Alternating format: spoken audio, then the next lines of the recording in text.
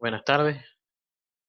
Ahora vamos a hablar sobre anatomía de la mano.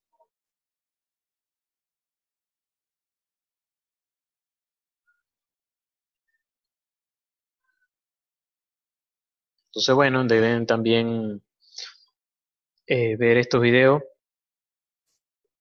sobre el pulgar, sobre la mano y la oposición del pulgar.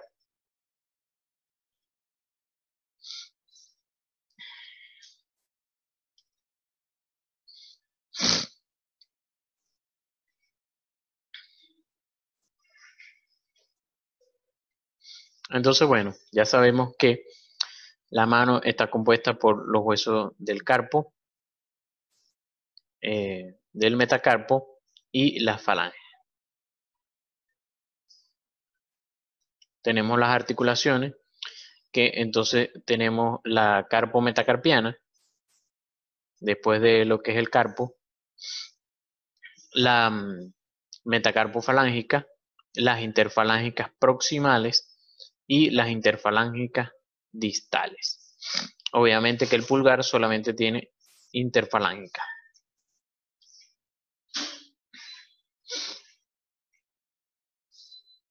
Recordando el anatómico de la universidad.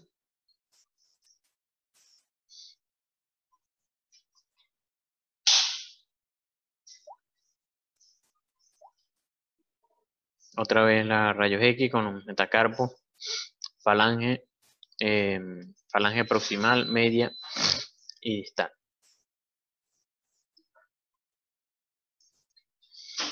Entonces, tenemos los músculos de la región tenal. Esto es algo que yo tampoco me sé, no buscaba aprenderme la letra, sino que lo hago por descarte de los músculos que ya me sé. Entonces, recordemos que el pulgar se mueve, ¿verdad?, en extensión. Vamos a verlo mejor así. En extensión hacia atrás, abducción, flexión y aducción. Extensión, abducción, flexión, aducción y un quinto movimiento que es oposición. Entonces, yo lo que hago es recordar. Doy esa vuelta al pulgar. En cuanto a extensión, ya tengo dos músculos que fueron extensor largo y extensor corto. Entonces, aquí en la eminencia tenal no debe haber extensores porque ya tengo dos. Después viene hacia acá, abductor. Abductor, ¿qué? Largo. Entonces, en la eminencia tenar tengo abductor corto. Tenía abductor largo en los extensores, entonces en el compartimiento extensor, entonces tengo abductor corto. Hacia adelante, flexor. Aquí tengo, en el antebrazo, en la región volar, tengo flexor largo del pulgar. Quiere decir que entonces aquí, en la eminencia tenar, tengo flexor corto. Entonces ya tengo abductor corto, flexor corto. El otro movimiento, aducción. No lo nombré nunca en el antebrazo. Quiere decir que tiene uno que es solo aductor del pulgar y el oponente del pulgar también, el músculo oponente. Entonces aquí los tenemos: abductor corto del pulgar, aductor del pulgar, flexor corto del pulgar y oponente del pulgar. El aductor es el único inervado por el nervio cubital. Perdón, yo tengo una rinitis ahorita. De los músculos de la región tenar, el aductor del pulgar es el único inervado por el cubital. Los demás son inervados por el mediano, por la rama motora del mediano. El flexor corto también tiene una división que la da el mediano y el cubital, pero casi no se pregunta eso, a menos que sí ya a nivel de cirugía de mano. Pero a este nivel, aductor del pulgar, nervio cubital, los demás por el nervio mediano. un, un corte a nivel de la eminencia tenar. En la región hipotenar, sí son, no les tengo una mnemotecnia, una ayuda con los de la eminencia tenar, que son el abductor del meñique, el flexor del meñique, el oponente del meñique y el palmar corto. Así como tenemos un palmar largo, un palmar que es el palmaris longus en el antebrazo, entonces aquí tenemos un palmar corto que son, como dice ahí, para ver si lo dice, sí, tensa la aponeurosis palmar, eso es lo único que hace, tensar la aponeurosis palmar. Es hay veces que obviamente es inconstante, pero todos son inervados por el cubital. El nervio cubital se encarga mucho de la mano. Fijémonos que se encarga de toda la eminencia hipotenar, de toda la eminencia, de todos los músculos lumbricales, parte de los lumbricales y todos los interóseos dorsales y volares. Y en la tenar también quiso agarrar un poquito, como vieron, con el aductor y el flexor corto.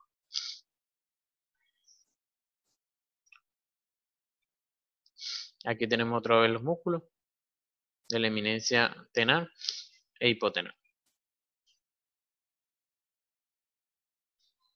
Ajá. Es importante aquí, entonces, que nos aprendamos la inervación. Es importante que nos aprendamos la inervación. Entonces, en la región medio palmar tenemos los lumbricales, los interóseos palmares y los interóseos dorsales. En cuanto a como les dije, los interóseos palmares y los interóseos dorsales, ellos están inervados por el cubital. Pero los lumbricales no. Ellos están los dos radiales por el mediano y los dos radiales y los dos cubitales por el cubital. ¿Cómo hago para recordar eso? Bueno, sencillamente me voy a la inervación del flexor profundo de los dedos. El flexor profundo de los dedos, ¿se acuerdan que tiene los dos tendones radiales? Son inervados por el mediano y los dos tendones cubitales están inervados por el cubital. Entonces, eso está muy relacionado con los lumbricales, porque los lumbricales se insertan en el flexor profundo de los dedos. Fíjense aquí cómo viene el tendón del flexor profundo de los dedos y de ahí salen y se insertan. Fijémonos que esto es una región volar. Ellos salen y se insertan y pasan hacia dorsal. Pasan hacia dorsal y se insertan entonces en la falange proximal. Por lo tanto, entonces cuando ellos se contraen, hacen flexión de la metacarpofalángica. Flexión de la metacarpofalángica, pero ayudan a extender interfalángica proximal e interfalángica distal. Por eso tienen que acordarse de colocar la mano así. Cuando ustedes quieran recordar función de los lumbricales, colocar la mano así. Flexión de la metacarpofalángica y extensión de la interfalángica proximal y distal. Entonces, por eso se lo estoy colocando aquí. Flexión de la metacarpofalángica y extensión de la interfalángica proximal y distal. Ahora, ustedes dirán, ¿de qué me sirve eso? Ah, bueno. Ya lo vamos a ver aquí.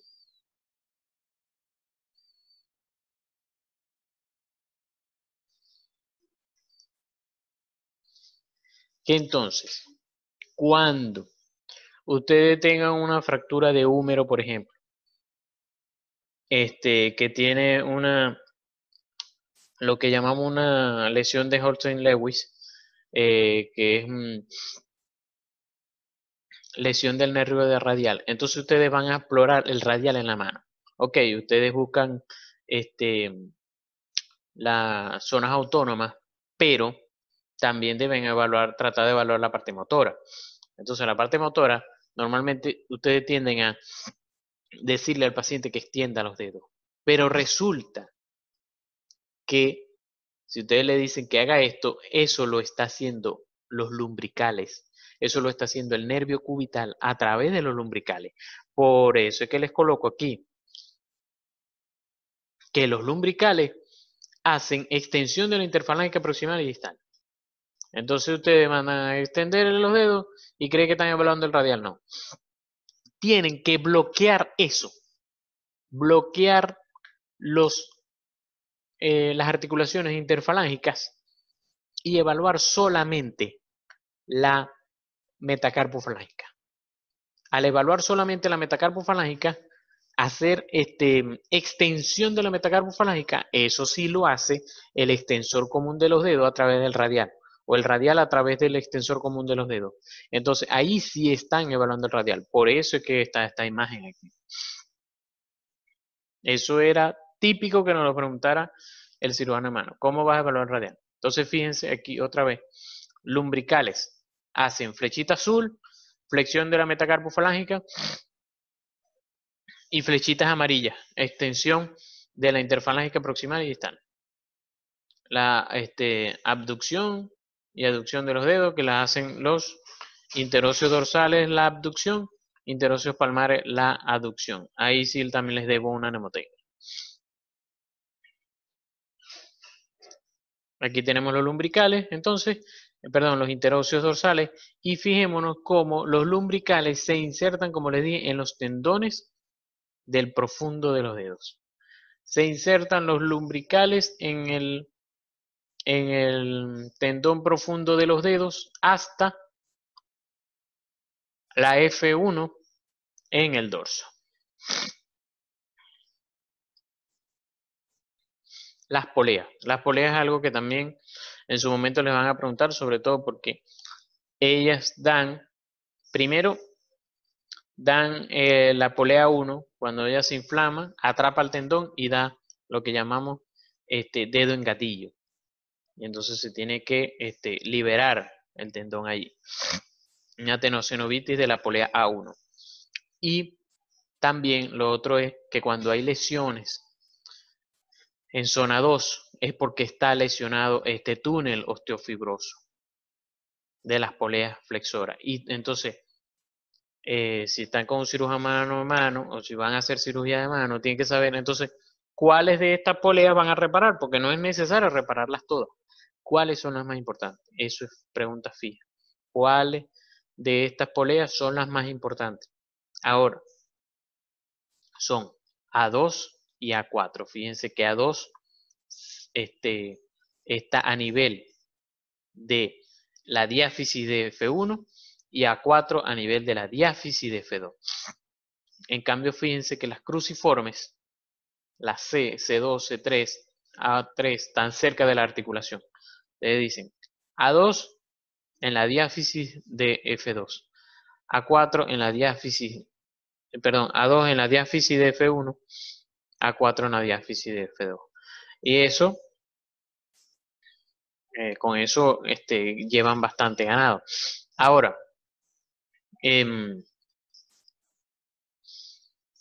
¿cuál es la importancia de eso? Bueno, que sencillamente se va a evitar lo que llamamos el tendón en cuerda de arco, porque si no el tendón se levanta. Si ese túnel no existiera y ustedes van a flexionar la mano, los dedos, el dedo, se tensaría el tendón y entonces quedaría en cuerda de arco. Aquí está. Fíjense cómo está bonito aquí. Interóseos dorsales, interóseos palmares, lumbricales, yéndose hacia el dorso de F1. Y entonces viene aquí el profundo de los dedos, insertándose en F3 y el superficial de los dedos. Estos dibujos son más que todo de Netter. Fijémonos aquí cómo viene la arteria cubital, arteria radial, haciendo su arco. que ya vamos a ver esos arcos. Nervio y arteria cubital, nervio mediano, arteria radial. Miren cómo viene el nervio mediano y aquí va a dar sus ramas motoras hacia acá, hacia la eminencia tenar y ramas sensitivas.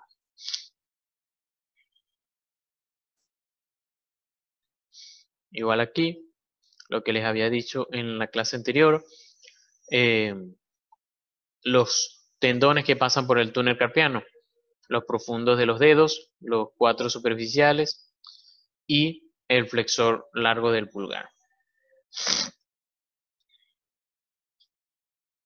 Ok, los arcos. Importante que se lo aprendan porque hay veces que nos llegan lesiones en el túnel carpiano, en zona 5, y entonces está lesionada la arteria cubital o la arteria radial. ¿Qué hacemos? Que normalmente, bueno, sí, la ligamos porque está la otra.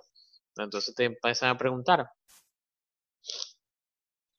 ¿cuánto irriga la cubital? ¿Cuánto irriga la radial? Entonces fijémonos que la arteria cubital irriga aproximadamente un 75-70% de la mano. Ella es más importante que la misma arteria radial, a pesar de que la radial es en la que buscamos el pulso. Entonces, hay dos arcos. Yo me los grabé así. Dos arcos que vienen aquí así.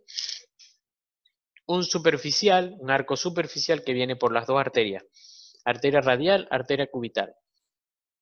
Vienen y se forma un arco superficial. Y un arco profundo que también viene por ramas de la arteria cubital y ramas de la arteria radial y forman el arco profundo. Pero resulta que como tal no es así. Aquí vienen radial y cubital y cada una va a soltar una rama. Pero una la va a soltar para arriba y otra va a soltar para abajo. El arco superficial se forma por la arteria cubital con la rama de la arteria radial. Aquí como tenemos la rama palmar superficial de la arteria radial. Arteria cubital por la rama superficial o la rama que va hacia arriba de la arteria radial. En cambio, el arco profundo se va a formar por lo contrario, se va a formar por la arteria radial con la rama profunda de la arteria cubital. Entonces, otra vez, arco palmar superficial se forma arteria cubital con la rama superficial de la arteria radial. Arco profundo se forma por la arteria radial con la rama profunda de la arteria cubital, ¿no? Entonces, fijémonos aquí. Y de cada una de esas ramas, y de ese arco, en la parte convexa, salen las arterias interdigitales. Y esas arterias interdigitales me va a dar las arterias digitales. Las arterias digitales que van a ir por los lados de frente y a los lados de cada uno de los dedos. El pulgar, cuando vean la biomecánica del pulgar, en los videos sobre todo, van a ver que el dedo pulgar no está de frente como los demás, como los dedos largos, sino que él tiene una rotación de unos 45 grados para él colocarse en oposición a los dedos. Como no está de frente, sino rotado, entonces eso hace que las arterias que iban hacia él, que así como en estos dedos iban a los lados, entonces cuando quiere pasar a los lados de él, resulta que le queda de frente la arteria. Y esa es la razón por la que no debemos tomar el pulso con el pulgar, porque la arteria le pasa de frente. Entonces siempre, ¿por qué no puedo tomar pulso? No, porque tiene su pulso propio. No, todos los dedos tienen su pulso propio. La diferencia es que la arteria del dedo pulgar le pasa de frente. Entonces, al comprimirlo, yo puedo sentir ese pulso. Aquí está arco palmar profundo, es la arteria radial con la rama palmar profunda de la arteria cubital. Entonces, por eso es que la arteria radial que viene aquí, ella da una rama superficial y sigue ella y se va profunda. Por eso, entonces, al irse profunda, pasa por lo que llamábamos en la clase anterior la tabaquera anatómica. Y entonces yo, si presiono aquí la tabaquera anatómica, suavemente, puedo sentir la arteria radial. Es decir, la puedo sentir aquí en el canal del pulso y la puedo sentir aquí en la tabaquera anatómica.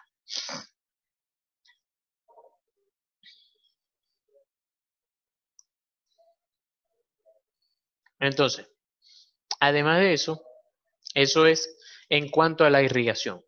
Fíjense, están los dos arcos, las arterias interdigitales y luego las arterias digitales, que son cada una radial o cubital. En el caso de los nervios, fijémonos que el nervio mediano viene aquí, ¿verdad? Que lo habíamos dejado en el antebrazo. Pasa por el túnel carpiano. Ahora, él antes de dejar el túnel carpiano da esta ramita llamada ramo palmar del nervio mediano. Esta rama palmar del nervio mediano pasa por encima del túnel carpiano, pasa superficial al túnel carpiano e inerva la palma de la mano. Por eso se llama rama palmar del nervio mediano. Por eso es que a veces ustedes pueden que bloqueen a este nivel el nervio mediano, a nivel del túnel carpiano. Pero esa ramita no se bloquea. Y entonces ustedes están haciendo procedimiento en la palma de la mano y al paciente le duele de todas maneras. Es por eso, porque esa rama ya se separó del nervio mediano y entonces no fue influido por la anestesia. Aquí está el canal de Bouillon. Otra cosa, entonces el nervio mediano al final va a dar 6 ramas terminales. Eso no se le puede olvidar. Yo hasta perdí una apuesta con un cirujano de mano porque creí que me la sabía. Y creía que eran 5. Pero son 6. Y por supuesto ahora ya no se me olvida. Entonces, el nervio mediano, sus ramas terminales son 6. ¿Cuáles son? Una rama motora que se va a encargar de todo la eminencia tenano. Y las otras son ramas sensitivas. Entonces, vamos como por lado. Ustedes se lo van a aprender. Rama motora, o sea, la primera rama motora para la eminencia tenana. Después, rama sensitiva radial del pulgar. Rama sensitiva cubital del pulgar. Llevo 3, ¿verdad? Rama sensitiva radial del índice. 4. Rama sensitiva interósea del segundo espacio, aquí. Y entonces esta que viene aquí se va a dividir en 2. Esta que viene aquí se va a dividir en 2. Se va a dividir en una digital cubital del índice y digital radial del dedo medio. Después, la última rama, que sería la sexta rama, esta que va por aquí en el tercer espacio, rama interósea del tercer espacio. Y esa se va a dividir en cubital del dedo medio y rama radial del anular. Y por eso hasta ahí es que va la sensibilidad del nervio mediano. El nervio cubital, que viene aquí, él va a tener una rama motora para la eminencia tenal, una rama que sería la cuarta interósea del cuarto espacio, que me va a dar la interósea, la digital cubital del anular y la digital radial del meñique. Y otra sensitiva sola, que es esta por aquí, que va a dar la cubital del meñique. Entonces, por eso es que el paciente, cuando tiene síndrome de túnel carpiano, le va a decir que siente las parestesias hasta el anular. Y lo otro que les ayuda a recordar al territorio de ellos dos es cuando se dan en el codo, que ven estrellas, se sienten todo ese corrientazo abarcando solamente meñique y anular. Esta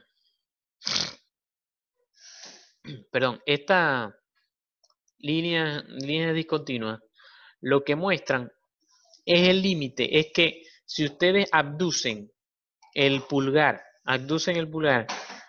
el sitio hasta donde él llega es el límite donde está el arco palmar. El sitio hasta donde él abduce es el límite para el arco palmar. ¿De qué sirve eso? Bueno, cuando ustedes están operando un túnel carpiano y están abriendo el túnel y pasan el bisturí, porque eso lo hacen con una herida bastante pequeña, están pasando el bisturí cortando el túnel carpiano, no pueden pasar el bisturí más allá del límite que le está mostrando el pulgar, porque ustedes colocan el pulgar así para pasar, y entonces cuando están pasando el bisturí por dentro, tienen que saber que no pueden pasar más allá de ese límite, porque si no le pueden dar al arco palmar superficial. Aquí está una disección de la mano.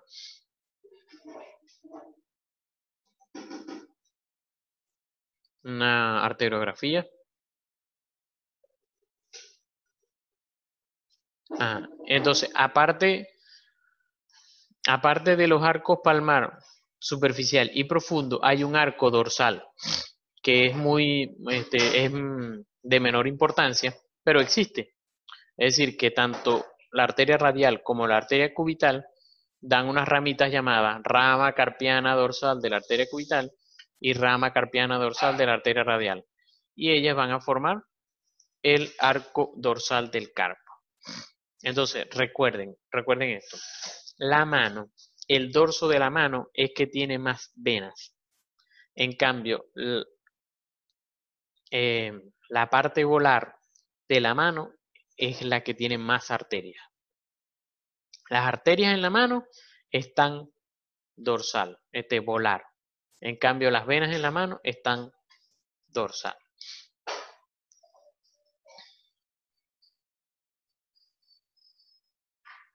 Aquí les quería mostrar otra vez.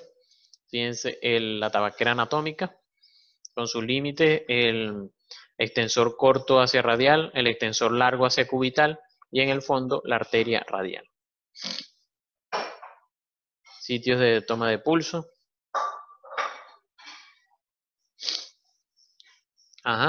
Las venas también, entonces vamos subiendo con las venas. En el dorso de la mano se forma el arco venoso dorsal,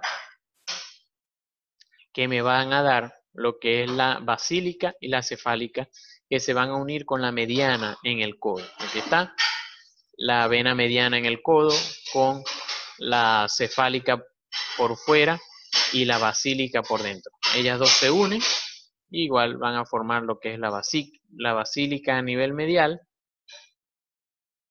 que en el brazo va a drenar en la humeral profunda, o sea, en el sistema profundo, en la vena humeral, y la vena cefálica, ella sí va a subir por fuera, hacia el lateral, va a pasar por este surco, llamado surco delto pectoral, que es el sitio donde se hace el abordaje anterior de hombro, y ella drena en la vena axilar. Ahí está drenando en la vena axilar. Aquí está, bueno, esta era la lámina donde más quería dar lo de las ramas del mediano. Fíjense cómo está. La motora para la eminencia tenal, la sensitiva, sensitiva del lado radial del pulgar, sensitiva cubital del pulgar, sensitiva radial del índice, y aquí esta sería la interósea del tercer espacio para índice y medio, e interósea del tercer espacio para medio y anular.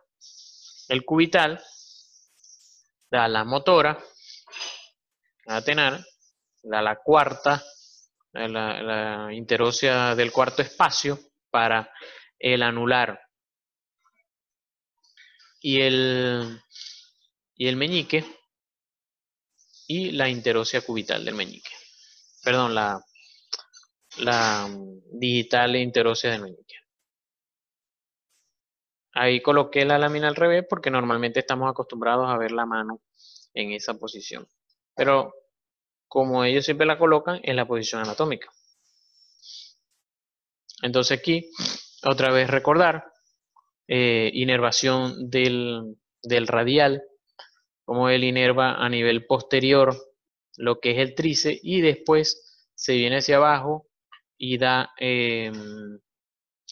lo que la rama sensitiva superficial se divide en sus ramas terminales, sensitiva superficial y en la interósea posterior, que es la profunda, y se encarga de la parte motora de todos estos músculos. El mediano no inerva nada en el brazo, sino que se encarga de la parte de todo el compartimiento flexor. Y en la mano de la eminencia tenar y la parte sensitiva que ya dije. Bueno, de hecho, el radial es como el mediano, pero por detrás. Él se encarga de toda la parte sensitiva, como si fuera el mediano, pero por detrás, y el cubital se sigue encargando por detrás del anular y el meñique. Aquí está, nervio cubital, se encarga en la mano, partecita ahí de la eminencia tenar, dos lumbricales, todos los interóseos y todos los tenares. Las zonas autónomas que no se les puede olvidar entonces, cuando vamos a examinar a un paciente, su sensibilidad autónoma de estos nervios, que solamente se da allí. Entonces la zona autónoma del mediano está en la F3 del índice hacia radial. La zona autónoma del cubital está en la F3 del meñique hacia cubital, y la zona autónoma radial está en el primer espacio interóseo dorsal.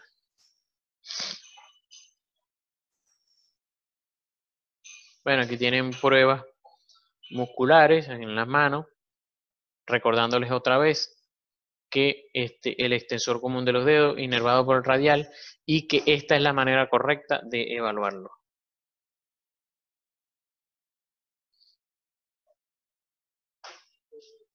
Evaluar los lumbricales, los flexores, los interóseos, el signo de Yen, que lo evaluamos colocándole un billete entre los dedos y jalándolo para que él haga aducción de los dedos con los interóseos dorsales. Signo de Yen.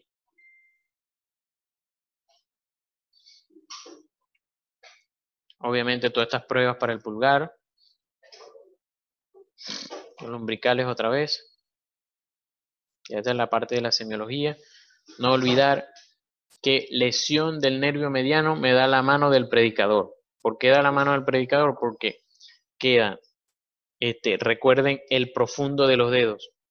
Okay, si yo me lesiono el mediano, el superficial de los dedos queda inactivo completamente, pero el profundo de los dedos, recuerden que los dos tendones radiales están inervados por el mediano, y los dos tendones cubitales están inervados por el cubital. Entonces esos tendones quedan funcionales, por lo tanto él va a poder flexionar, pero estos dos no los va a poder flexionar y por eso quedan extendidos y queda así la mano del predicador. La mano en garra queda porque se queda abolido la función de los lumbricales. No se nos olvide, garra cubital, así C, garra cubital. Mano del predicador mediano. Y mano péndula, el nervio radial. Cuando, me imagino que a lo mejor ya lo han visto, cuando el paciente con lesión del radial por fractura de húmero queda con la mano péndula. Bueno, este es biomecánica. No olvidar, creo que hay una lámina por allí, pero siempre cuando ustedes flexionan los dedos de manera pasiva, ellos tienden a ver la apófisis estiloide del radio. Si alguno de los dedos no ve hacia la apófisis estiloide del radio, algo está pasando, alguna fractura, algo está pasando ahí. Recordar todo lo que comprende una articulación de la mano, su vaina sinovial, las placas volar, encima va el tendón flexor, la bolsa sinovial hacia nivel dorsal. Aquí está el túnel osteofibroso que les estaba comentando con las poleas.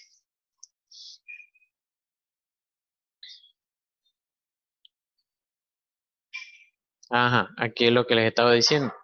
Siempre cuando doblan los dedos, flexionan los dedos, van a tender a apuntar hacia la apófisis estiloide del radio. Aquí está lo que les decía, que cuando hay lesión de estos túneles, lesión de las bandas, entonces se va a formar, gracias, se va a formar lo que es el tendón en cuerda de arco, tendón en cuerda de arco, cuando se lesiona estas vainas tendinosas.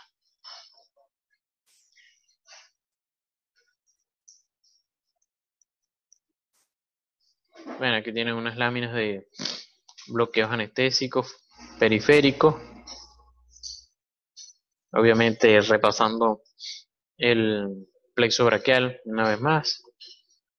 Todos los sitios donde él se puede bloquear, que se puede bloquear a nivel interescalénico o se puede bloquear a nivel de la axila.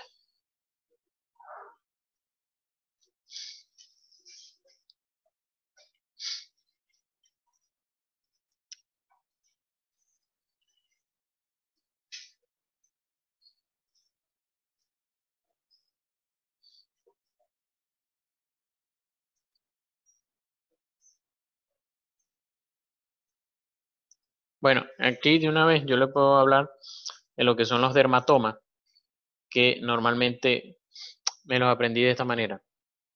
Mejor vamos a poner aquí esta. C5, o sea, tienen que darle la vuelta así, de esta manera como lo estoy haciendo con el mouse. Desde el hombro, pasando por el pulgar, dedos y parte cubital. Entonces, C5, hombro. C6, brazo y antebrazo radial. C7, parte de la mano. C8, parte cubital de la mano y parte cubital del antebrazo. Y T1, parte cubital del brazo, parte medial del brazo.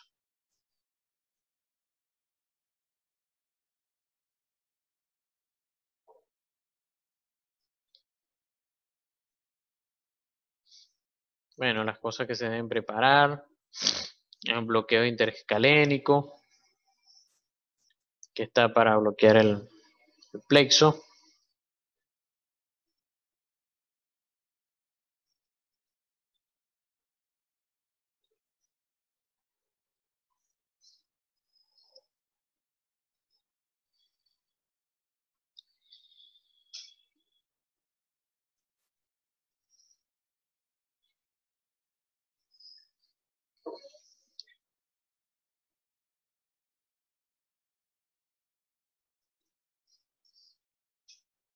Aquí el bloqueo del plexo a nivel axilar. Buscamos la arteria axilar y obviamente hacemos el bloqueo allí alrededor, pero obviamente aspirando, no vayamos a colocar la anestesia dentro de la arteria.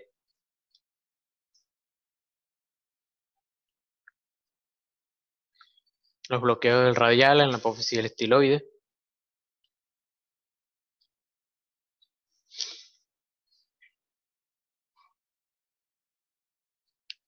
Nervio cubital en la muñeca, en el codo, en el canal epitrocleore craneano.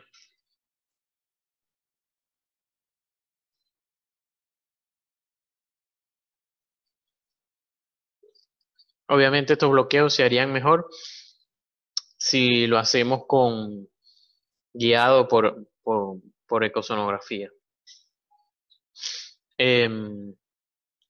Neuropatías compresivas de los nervios periféricos también es un seminario que es uno de los que se han preparado. Otra vez el plexo braquial. Y bueno, aquí tiene bastante resumido la etiología clínica y tratamiento de cada uno de estos síndromes. Del plexo braquial en el escanelo, a nivel del escaleno anterior, a nivel costoclavicular, a nivel del pectoral menor. Igual ya del supraescapular, el nervio mediano que tiene 3 sitios de comprimirse a nivel del pronador redondo. Por eso es que, por ejemplo, cuando colocamos el diagnóstico en una historia, si por ejemplo ustedes llegan a operar un síndrome de túnel carpiano, un especialista le dice, bueno, vamos a operar un túnel carpiano, un familiar y tal, o un amigo, vamos a hacerle el favor, vamos a ingresarlo y lo operamos el mismo día y lo damos de alta. Ustedes siempre deben colocar dónde ocurrió la compresión del nervio, porque no puedo decir nada más, síndrome de compresión del nervio mediano. ¿Dónde? A nivel del pronador redondo, o puede ser a nivel del túnel carpiano. Igual el cubital se puede comprimir en el canal de Guyon, se puede comprimir en el canal epitrocleore craneano, se puede comprimir en el canal de Struder. Entonces, tienen que siempre decir quién se comprimió y dónde se comprimió.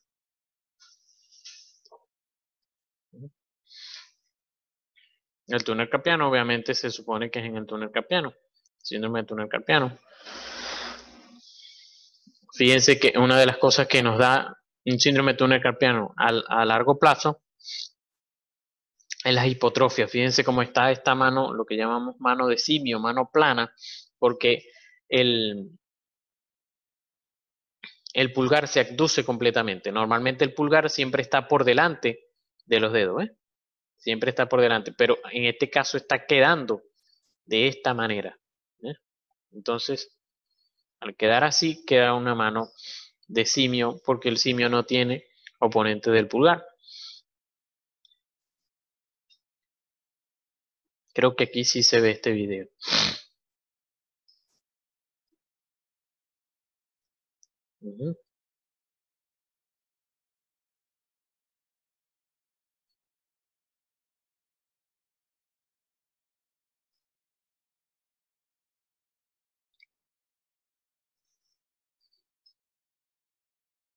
Un corte transversal a nivel del túnel carpiano, recordando que son 9 tendones con quien está el nervio mediano.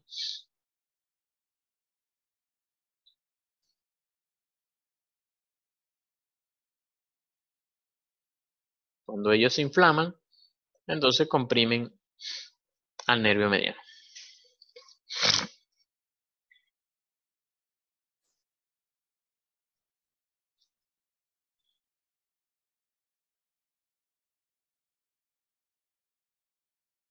En la intervención lo que hacemos es sencillamente liberar el retináculo flexor.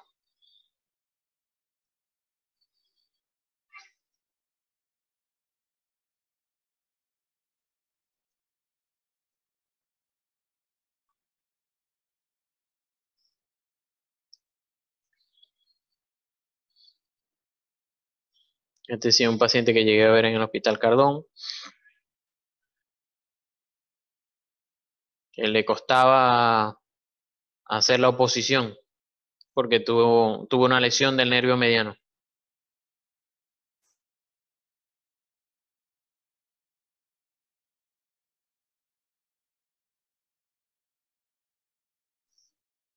Y bueno, como les decía, atrapamiento del nervio cubital en el canal epitrócleo craneano. Ese es el diagnóstico y la intervención realizada, descompresión del nervio mediano en el caso del túnel carpiano y descompresión del nervio cubital en el canal epitrócleo craneano. Aquí está, túnel carpiano, liberación. Como les decía, uno mete el bisturí por aquí, pero debe estar pila de no pasar de un límite aquí de la palma de la mano, porque te puede llevar el arco dorsal superficial, perdón, el arco palmar superficial. El nervio cubital en el canal epitrócleo craneano del codo. El nervio cubital en el arcada de Struder, como les decía, los sitios donde él se puede comprimir.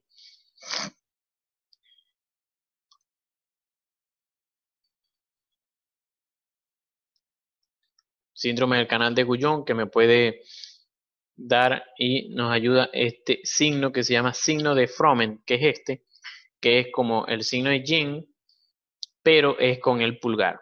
Entonces él no hace aducción del pulgar, le cuesta, porque recuerden que la aducción del pulgar la da el nervio cubital. Y va el nervio radial, que se puede comprimir obviamente en la arcada de Frosch.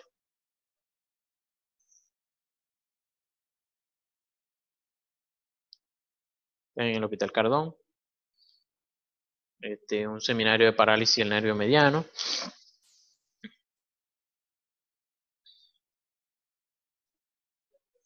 Que como les dije, a ver si recuerdan, ¿cómo se llama? Que es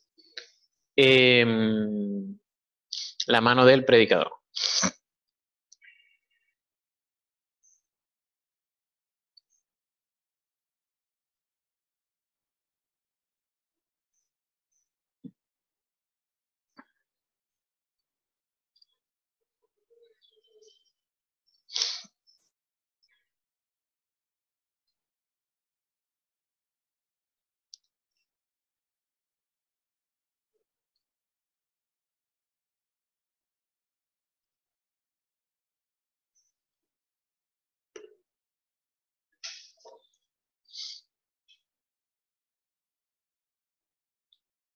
Las transferencias tendinosas ayudan a sustituir cuando el nervio ya, yo busqué repararlo, hice todos los tratamientos y ya el nervio me dice que no se va a recuperar, entonces yo debo hacer transferencia tendinosa, debo buscar un músculo, en este caso, por ejemplo, el músculo brachiorradial,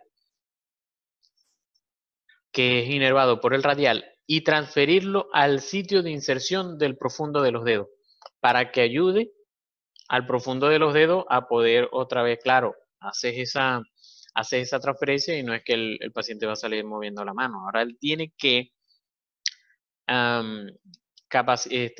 educar a su cerebro cómo es que ahora se va a mover la mano, porque va a mover los dedos a través del brachiorradial. Entonces es complicado, ya eso es algo de bastante de terapia.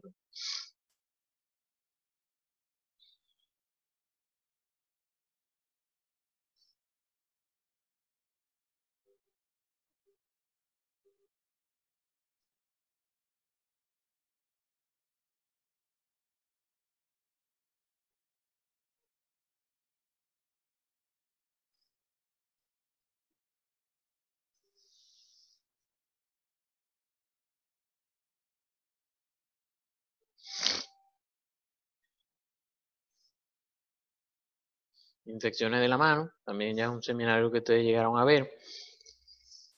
Me tocó cuando estaba de R1. Y bueno, la verdad es que sí lo vieron mucho mejor este año. Celulitis, paroniquia, panadizo, un botón de camisa. de los espacios faciales,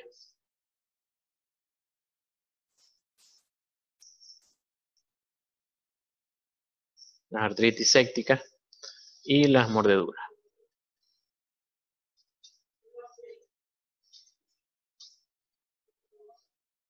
Plexo braquial, abordaje quirúrgico en la mano, estos sí son bastante largos.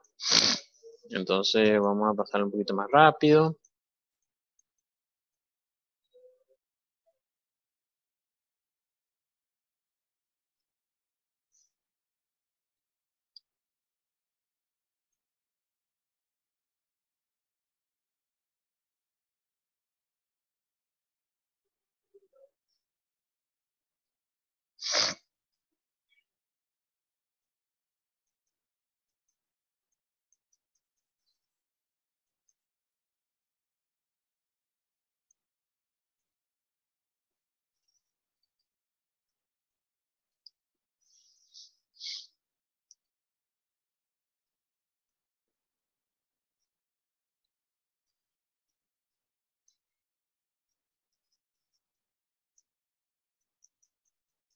De las poleas, ahí están nombrando las poleas, las cruciformes y las anulares.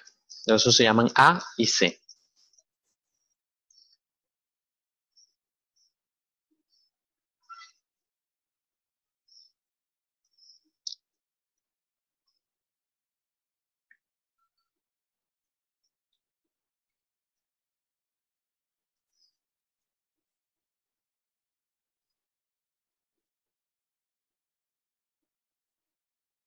Esto es importante, cómo se drena en una tenosinovitis, eh, una tenosinovitis piógena. Perdón. Bueno, de todas maneras eso también está en el seminario de infecciones que dio Karen, cómo se drena, cómo se debe hacer su abordaje aquí distal y un abordaje proximal para lavar todo el túnel.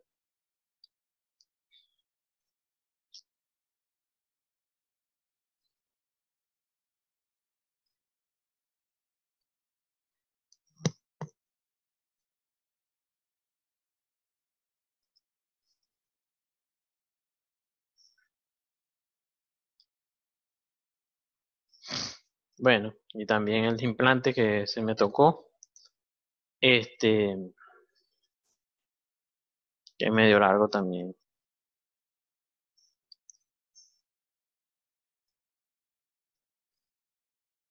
Hay una parte que les quería mostrar que hay un tipo de fractura que tiene su epónimo y que en algún momento les puede llegar y se lo van a preguntar.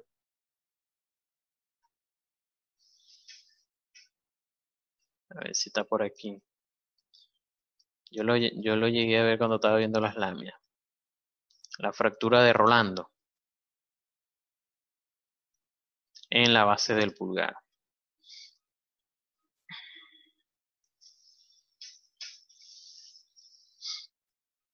Aquí.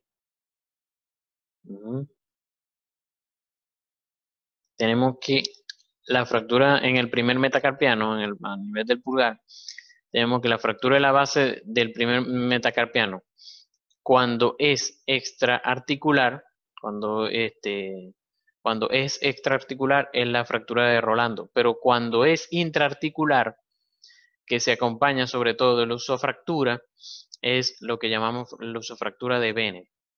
Entonces, las dos son en la base del primer metacarpiano, pero la de Rolando es sin lujación y la de Bene es con lujación, comprometiendo la articulación.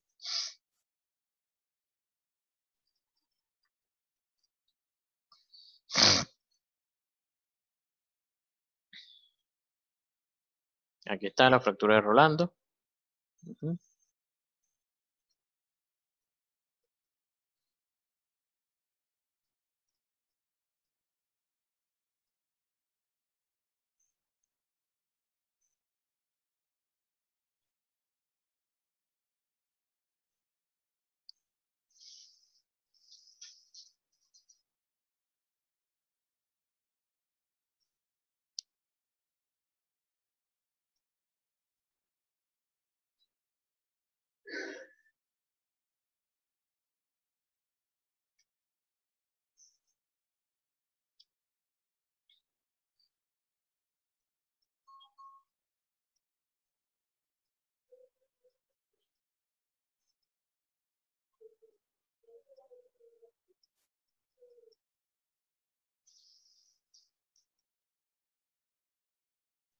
Fractura del quinto, del mal boxeador. Colocamos alambre.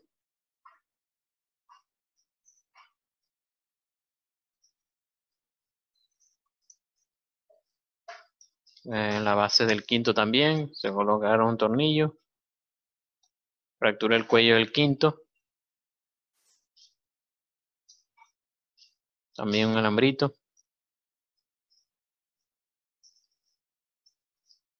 Pseudoartrosis del F1 del índice.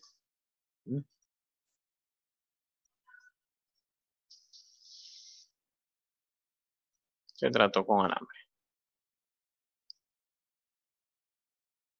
Fractura abierta del mínimo.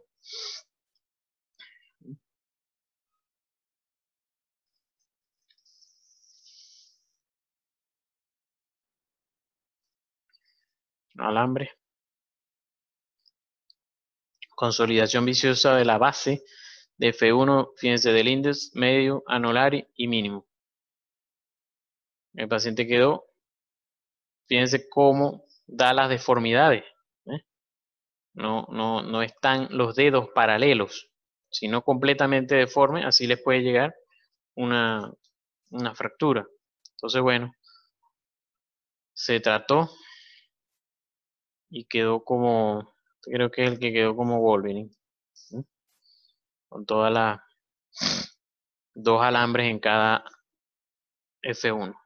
No recuerdo cómo fue el mecanismo de lesión. Este es un niño que lo mordió un cerdo. Imagínense, quedó así. Aquí de bromita se ve el nervio del dedo, el nervio digital. Pero el niño, o sea, se le hizo su intervención quirúrgica de salvataje, pero después sí fue poniéndose cianótico y bueno, el niño en eso ya no teníamos cirujano de mano y decidió irse. Los padres se lo llevaron para verlo con el cirujano de mano, en cómo se fue poniendo.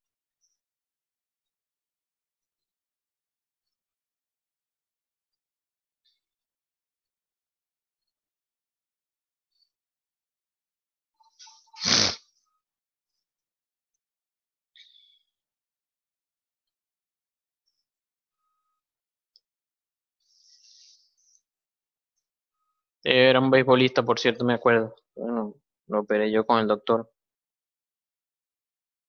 con el cirujano de mano.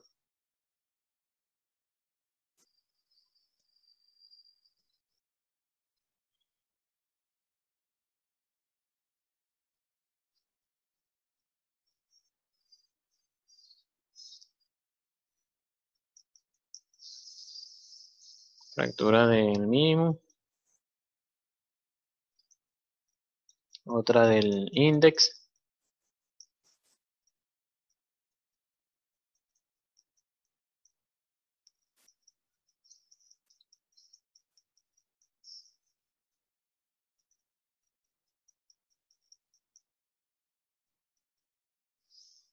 Creo que fue un paciente que se le puso un tutorcito. Me quedó sin F2. Sí, ahí está el tutor.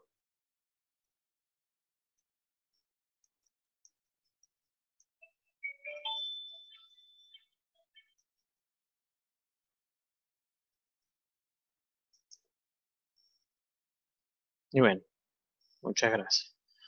Está lo del